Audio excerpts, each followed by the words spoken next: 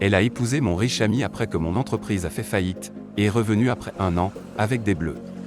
Bonjour à tous, je suis un homme de 36 ans, mon ex-femme, Avri, une femme de 29 ans, et moi avons été mariés pendant seulement 3 ans avant que tout ne tourne mal pour moi, et qu'elle révèle son vrai visage. Avri et moi avons fréquenté pendant 1 an et 4 mois avant de nous marier. Peu de temps après avoir commencé à sortir avec Avri, je lui ai dit que j'aspirais à créer ma propre entreprise.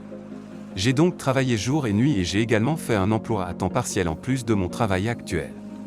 J'utilisais l'argent de mon travail de jour pour payer mon loyer, mes factures et faire mes courses, tandis que je mettais l'argent de mon travail à temps partiel dans mon entreprise. Avri travaillait dans un magasin de détail en tant que directrice des ventes, et je pensais qu'elle avait une bonne idée de comment diriger une entreprise. Au début de notre relation, Avri était très soutenante. Elle m'a même encouragé à travailler plus dur pour développer l'entreprise. Mais après notre mariage, elle ne semblait plus très intéressée par l'entreprise. Elle me disait même en plaisantant de me concentrer sur d'autres choses qui étaient importantes si l'entreprise ne se passait pas comme je le voulais. Mais j'étais déterminé parce que c'était mon rêve et je savais qu'il était possible de le réaliser. Accélérons jusqu'à la première année de mariage. Après plusieurs réunions et beaucoup de persuasion, j'ai eu une grande occasion quand un de mes amis fortunés s'est proposé pour investir dans mon entreprise. Avri et moi étions aux anges en célébrant notre victoire. Elle prétendait croire en moi et me poussait constamment à faire avancer les choses. Mon entreprise était une petite entreprise de logistique dont j'avais caressé le rêve pendant longtemps. Je croyais qu'avec une bonne gestion et des fonds, mon entreprise de logistique deviendrait l'une des plus grandes entreprises de notre État. Avec le financement, j'ai acheté plus de vélos de livraison, de bicyclettes et un camion pour le déménagement. Et avec plus de vélos et de bicyclettes ajoutés à ce que nous avions déjà, l'entreprise a prospéré et nos revenus ont augmenté. J'ai également investi de l'argent dans le marketing et la signalisation, ce qui a bien marché. Cependant, j'ai remarqué un changement important dans l'état d'esprit d'Avri peu de temps après avoir obtenu l'investissement. Avant que cet argent n'arrive, Avri et moi n'avions pas de raison majeure de nous disputer. Même si nous nous disputions ou si nous étions en désaccord sur quelque chose, nous réglions toujours le problème avant d'aller au lit. Mais après l'arrivée du financement, Avri et moi nous disputions presque tous les jours, et la raison en était l'argent. Elle se disputait parce qu'elle voulait que je lui donne de l'argent pour faire des courses, nous déménager dans un appartement plus grand, et partir en vacances pendant 1 semaine, le tout avec l'argent qui était censé être investi dans mon entreprise. Quand j'ai refusé cette idée, elle était en colère. Je comprenais le côté shopping et j'ai même promis de lui donner de l'argent pour acheter un beau sac Chanel qu'elle avait admiré. Mais elle en voulait plus. Elle prétendait être heureuse de l'investissement parce qu'elle pensait qu'elle en bénéficierait. J'ai été choqué par ses demandes car elle savait combien mon entreprise avait du mal à se maintenir et combien j'avais travaillé et prié pour un miracle financier chaque jour. Et quand il est arrivé, je ne m'attendais pas à ce qu'elle fasse de telles demandes. Pas à ce moment-là. Même si j'avais prévu de l'emmener faire du shopping, de déménager dans un appartement plus grand, ou de l'emmener en vacances, cela aurait été avec l'argent que j'aurais gagné grâce à mon entreprise à long terme plutôt qu'avec l'argent que j'étais censé investir pour la faire grandir. D'innombrables fois, je lui ai dit que cet argent n'était pas destiné à notre usage personnel.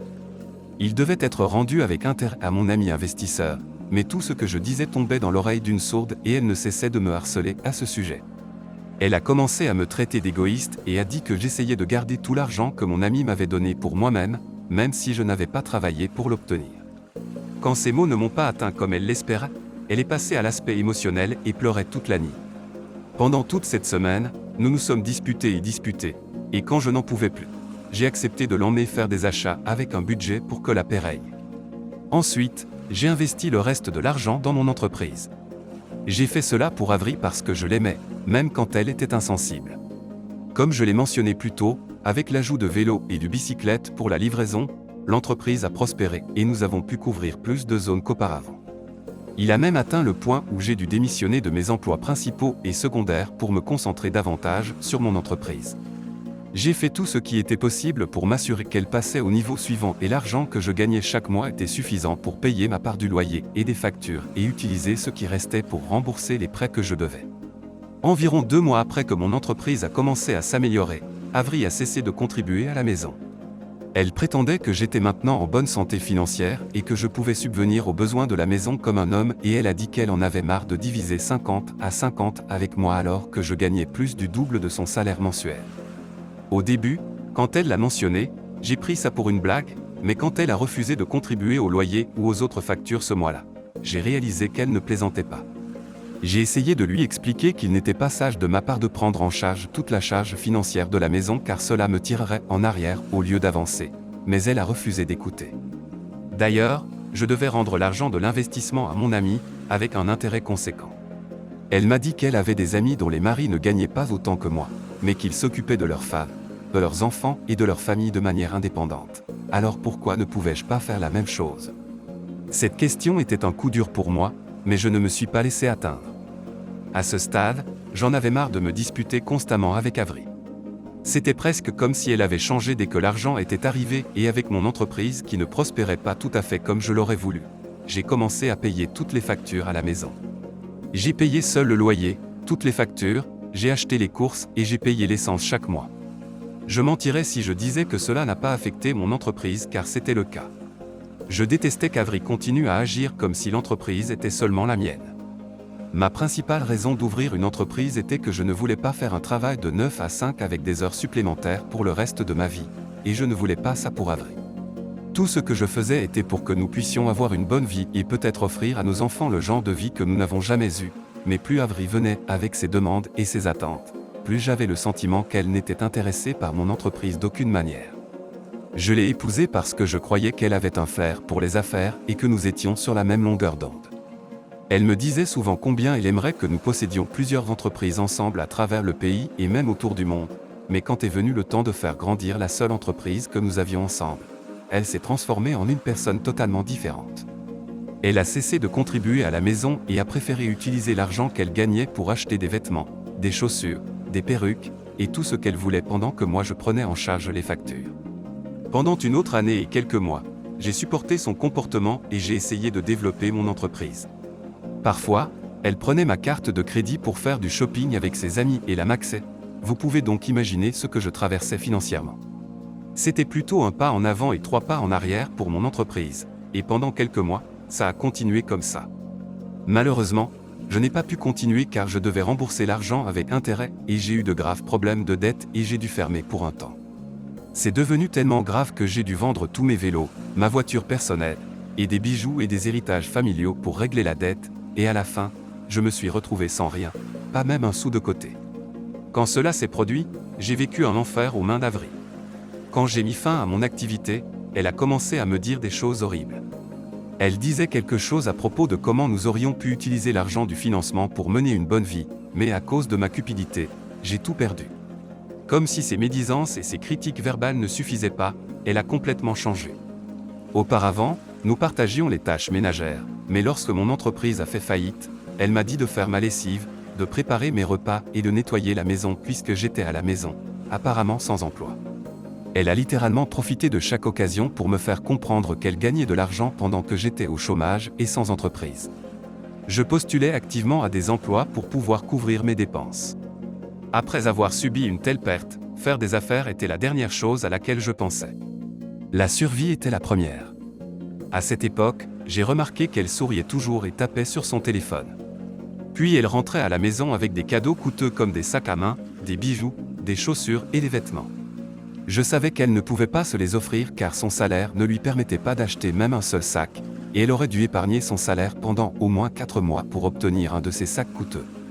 Dès que j'ai remarqué son nouveau schéma de rentrer à la maison tard avec des choses chères chaque semaine, je l'ai questionnée à ce sujet, et chaque fois que je le faisais, elle m'insultait et me rappelait que je n'avais pas le droit de la questionner parce que j'étais sans emploi et que je ne pourrais jamais acheter ces choses pour elle. Avec son nouvel état d'esprit, je savais que nous n'allions pas devenir intimes, et c'est ce qui s'est passé.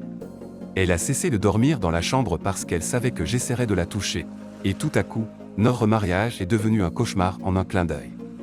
Je pense que 2 ou 3 mois après qu'elle a commencé à rentrer à la maison avec des choses chères, c'était douloureux et suffocant pour moi de supporter ses caprices, mais à ce stade, ma priorité était de trouver un emploi le plus vite possible. Cependant, un soir, elle est rentrée à la maison et m'a dit qu'elle voulait divorcer. Elle a dit qu'elle ne pouvait plus supporter d'être mariée à moi, et elle a révélé qu'elle m'avait épousé parce qu'elle pensait que j'avais un avenir prometteur, mais jusqu'à présent, elle n'était pas impressionnée. Je n'ai pas essayé de la supplier ou de la convaincre. Je savais en quelque sorte que c'était à venir. J'étais déjà fatigué de tout et je pensais que divorcer l'un de l'autre était la bonne chose à faire. Même si je l'aimais, je ne pouvais pas vivre ou rester marié à une femme qui se moquait de moi, m'insultait et me faisait me sentir inutile à la moindre occasion. Alors j'ai signé les papiers. Elle a déménagé de la maison avant que notre divorce ne soit finalisé. Peu de temps après notre divorce, j'étais à la maison à réfléchir sur ma vie quand elle a envoyé un message sur Facebook. Quand je l'ai ouvert, c'était une photo d'elle en bikini sur un yacht avec mon riche ami. C'était le même riche ami qui avait financé mon entreprise, et je ne pouvais pas me sentir plus trahi. À ce moment-là, tout avait un sens. Les cadeaux coûteux, les parfums, son retour tard à la maison, la nouvelle attitude, et finalement le désir de divorcer. Je n'ai même pas réussi à pleurer car ce qu'elle avait fait dépassait le stade de l'expression de ma peine et de mes larmes. Je me sentais même mal pour elle car mon riche ami avait une habitude d'utiliser les femmes, et il avait divorcé 4 fois. En réponse à la photo qu'elle m'a envoyée pour se moquer de moi, j'ai tapé profite en tant que ça dure et puis je l'ai bloqué. Il était difficile de passer à autre chose, surtout sans emploi et sans personne pour me soutenir financièrement et émotionnellement. C'était si difficile, et il y avait des jours où j'ai pensé à tout arrêter car j'étais mentalement dans un endroit très sombre. J'ai même emménagé chez mon frère cadet parce que je ne pouvais pas me permettre de payer le loyer ou de subvenir à mes besoins de base. Certains de mes amis ont essayé de me soutenir et de m'aider occasionnellement. 4 mois après le départ d'Avri, j'ai trouvé un travail. Le salaire n'était pas aussi élevé que celui de mon ancien emploi, mais c'était un bon début pour moi. J'ai beaucoup travaillé, fait des heures supplémentaires, et j'ai pu partager le loyer et les factures avec mon frère pendant 2 mois avant d'avoir mon propre chez moi. Dans mon nouveau lieu de travail, une collègue senior était particulièrement attachée à moi. Son nom était Cristal, une femme de 47 ans. Elle était évidemment plus âgée, et je ne comprenais pas pourquoi elle me préparait le déjeuner, me proposait de déjeuner ensemble, etc., jusqu'à ce que je lui pose la question. Cristal a dit que je lui rappelais son frère décédé, qui avait disparu quand il était plus jeune, et pour une raison étrange, je lui ressemblais et marchais comme lui. Au fil du temps, Cristal et moi sommes devenus très proches, et quand je lui ai parlé de mon passé et de l'entreprise qui a fait faillite, elle a promis de m'aider. En quelques mois, je suis déjà tombé amoureux d'elle. Elle prenait soin de moi et me traitait avec beaucoup d'amour. Je n'ai même pas reçu ce genre de soins et d'amour au cours des 3 années où j'étais marié à Avri. Avec Cristal, je me sentais choyé, et je ne savais même pas quand mon cœur a commencé à aimer de nouveau. Étonnamment, l'aide est venue. Cristal m'a aidé comme elle l'avait promis, et j'ai reçu des fonds d'une personne qu'elle m'a présentée. Cette personne a aidé parce qu'elle devait une faveur à Cristal. De son côté, Cristal m'a également donné une somme d'argent impressionnante à investir, avec l'accord que je la rembourserai chaque mois. Elle a également partagé des idées pour faire avancer mon entreprise, la développer et offrir quelque chose que mes concurrents n'avaient pas. Je sais que tout cela semble trop beau pour être vrai, et c'est exactement ce que j'ai ressenti 9 mois après le départ d'Avri. En fait, si quelqu'un m'avait dit que je rebondirais aussi vite, je ne l'aurais pas cru. Mon unique déception était que Cristal ne me voyait pas comme je la voyais. Elle me considérait comme son frère, qu'elle aimait beaucoup, et elle a promis de continuer à me soutenir tant que je respectais mon engagement. Elle avait presque 11 ans de plus que moi, et cela ne me dérangeait pas. Lorsque Cristal a refusé ma demande parce qu'elle ne voulait pas mélanger les affaires et le plaisir, j'ai été un peu blessé, mais j'ai surmonté ça et j'ai décidé de me concentrer sur le redressement de mon entreprise. Même si c'était presque comme repartir de zéro parce que j'avais vendu mes motos, cela ne me dérangeait pas. Posséder une entreprise de logistique était quelque chose que je voulais vraiment et pour lequel j'étais passionné. Avec détermination et les fonds fournis, mon entreprise a repris vie, et j'étais si heureux. Juste 3 semaines auparavant, soit 1 an après le divorce avec Avri, elle m'a appelé. Elle disait qu'elle voulait me voir. Je pensais qu'elle avait dû entendre parler de mon nouveau succès et qu'elle voulait voir les choses par elle-même. J'ai donc accepté de la voir. Je l'ai invitée à l'emplacement de ma société pour qu'elle puisse tout voir de ses propres yeux. Je l'ai fait pour lui montrer. Quand elle est venue, elle semblait amaigrie et ne donnait pas l'impression d'être la femme d'un homme riche. Au fond, j'avais envie de lui demander si tout allait bien, mais je ne l'ai pas fait. Mon seul but était de lui montrer que je me portais bien, encore mieux que la dernière fois. Je suis sûr qu'elle a compris le message. Le problème n'est pas là. Le problème est qu'elle m'a appelé à nouveau hier et m'a demandé si je pouvais la reprendre parce qu'elle traverse beaucoup de choses aux mains de son nouveau mari. Mise à jour 1. Merci à tous pour vos commentaires. Je vais répondre à certaines des questions couramment posées dans mon post original. D'abord, non, je n'ai aucune intention de la reprendre. Je n'ai posté cela ici que pour connaître vos opinions, que j'ai obtenues. Certains d'entre vous m'ont demandé si je connaissais assez bien Avery avant de l'épouser. La chose c'est que, je croyais la connaître et pendant que nous sortions ensemble, elle n'a jamais montré aucun de ses comportements. Elle ne m'a jamais parlé rudement ou n'a jamais ridiculisé mon entreprise. Quand j'ai dit que c'était comme si l'Avery que je fréquentais et l'Avery que j'ai épousé étaient deux personnes différentes, je ne plaisantais pas. Comme quelqu'un l'a conseillé, je vais m'en débarrasser immédiatement car mon entreprise est maintenant plus importante que tout et je ne peux pas me permettre de faire la même erreur deux fois. Entre-temps, je l'ai rencontrée il y a 2 jours. Cette fois-ci, son visage était couvert de bleu. Elle m'a dit qu'elle regrettait de m'avoir divorcé parce que même quand j'avais peu d'argent, j'étais bon envers elle et je la traitais comme une reine et elle était désolée de m'avoir quitté. Elle a dit qu'elle voulait quitter son nouveau mari parce qu'il la maltraitait physiquement et qu'elle ne pouvait même pas le poursuivre en justice parce qu'il était extrêmement riche. Elle craignait aussi ce qui allait lui arriver s'il coupait tout ce dont elle bénéficiait grâce à lui. En plus de cela, elle a admis qu'elle était sans emploi et qu'il ne la laissait pas travailler parce qu'il fournissait tout ce qu'elle voulait et cela l'étouffait. Elle se plaignait beaucoup de son infidélité et de la façon dont il ramenait des filles différentes tous les jours sans se soucier de sa présence. D'après tout ce qu'elle a dit, je ne sais combien de cela était vrai. Tout ce que je peux confirmer, c'est ce que j'avais vu sur son corps. J'étais sûr qu'elle était physiquement, mentalement et émotionnellement dans un mauvais endroit. En plus de cela, elle semblait privée de sommeil et pendant plus d'1 an de fréquentation et 3 ans de mariage, je ne l'avais jamais vue aussi mal. Pendant qu'elle parlait, je ne pouvais m'empêcher de remarquer combien son timing était impeccable. Il était évident que son abus n'avait pas commencé quand mon entreprise est revenue à la vie. Elle devait être maltraitée depuis son premier mois de mariage avec lui, pourtant elle n'a jamais appelé ou se plaint de cela jusqu'à ce que la nouvelle de mon entreprise lui parvienne. J'ai donc décidé de jouer avec elle comme quelqu'un ici me l'avait conseillé. Je lui ai donné toutes les raisons pour lesquelles je ne pouvais pas la reprendre et je l'ai regardée me supplier et me supplier. Elle a dit qu'elle avait été trompée par ce qu'elle avait vu et croyait qu'il valait mieux être la femme d'un homme riche, même s'il ne l'aimait pas, que d'être la femme d'un homme pauvre avec tout l'amour. Mais maintenant, elle avait retenu la leçon. Lorsqu'elle avait supplié et supplié, je lui ai dit de me laisser du temps pour y réfléchir et entendre cela lui a donné un rayon d'espoir. J'ai hâte de tuer son espoir et de la faire passer par la même douleur que j'ai traversée. Je ferai une autre mise à jour dès que j'aurai pris ma revanche.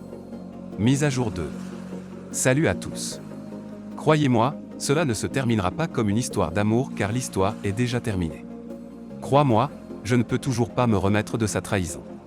Et peu importe combien j'ai essayé, je ne pouvais pas effacer l'image de son visage quand elle m'a humilié et abusé pendant ma période difficile. C'est plutôt honteux qu'elle ait essayé de revenir vers moi après m'avoir traité comme si je ne valais rien. Quoi qu'il en soit, cela fait maintenant 1 mois. Je ne peux pas commencer à énumérer tout ce qu'elle a fait pour moi pour que je la reprenne. Elle est allée jusqu'à partager ses photos nues à ma demande et nous avons discuté régulièrement depuis le jour où je lui ai dit que je réfléchirais à la question. C'était presque comme si elle s'était livrée à moi sur un plateau d'argent. Tout ce dont j'avais besoin, c'était 1 mois. Elle m'a facilité la tâche tout au long de ce mois.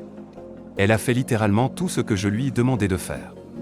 Pour lui donner encore plus d'espoir, je l'ai embrassée sur la joue et elle n'a pas arrêté de sourire et de me faire signe alors qu'elle se dirigeait vers sa voiture ce jour-là.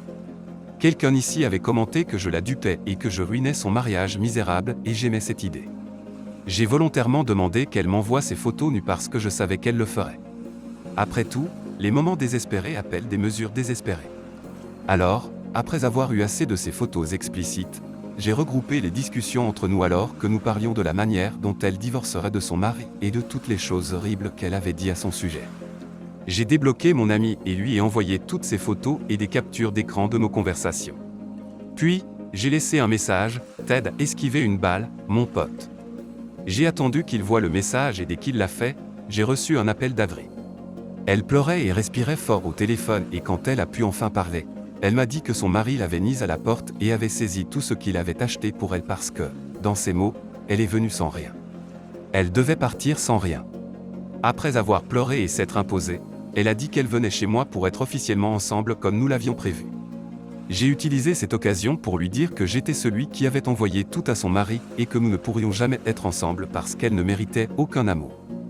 Quand elle a entendu ça, elle a pleuré davantage et m'a supplié de ne pas lui faire ça. C'était déjà fait. Je l'ai averti de ne pas se présenter chez moi ou dans mon entreprise où je la ferais arrêter. Et après ça, j'ai bloqué son contact et je peux seulement imaginer le chagrin qu'elle traverse en ce moment. Il a été très audacieux de sa part de penser qu'elle pourrait avoir le beurre et l'argent du beurre. Je ne peux pas assez vous remercier. Merci beaucoup pour vos conseils et vos suggestions.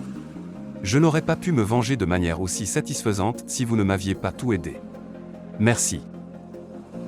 Nous sommes heureux qu'il ait pu reprendre les choses en main, les personnes ne méritent d'être traitées de cette façon. Nous trouvons le comportement de l'auteur très limite dans sa quête de vengeance. Il met la vie de la jeune femme en danger, en la livrant à son bourreau. Faites-nous part de vos réflexions dans les commentaires. Merci à vous d'être resté jusqu'à la fin de cette vidéo. N'oubliez pas de cliquer sur « J'aime », de vous abonner et d'activer la cloche de notification pour ne pas manquer notre prochaine vidéo. À bientôt.